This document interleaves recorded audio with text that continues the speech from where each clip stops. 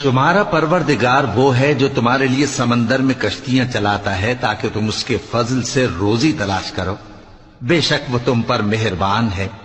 اور جب تم کو سمندر میں تکلیف پہنچتی ہے یعنی ڈوبنے کا خوف ہوتا ہے تو جن کو تم پکارا کرتے ہو سب اس پروردگار کے سوا گم ہو جاتی ہیں۔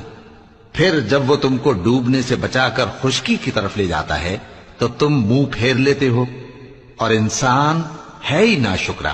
کیا تم اس سے بے خوف ہو کہ اللہ تمہیں خشکی کی طرف لے جا کر زمین میں دھنسا دے یا تم پر سنگریزوں کی بھری ہوئی آندھی چلا دے، پھر تم اپنا کوئی نگہبان نہ پاؤ؟ یا اس بات سے بے خوف ہو کہ تم کو دوسری دفعہ سمندر میں لے جائے، پھر تم پر تیز ہوا چلائے اور تمہارے کفر کے سبب تمہیں ڈبو دے، پھر تم اس معاملے میں اپنے لیے کوئی باز پرس کرنے والا نہ پاؤ؟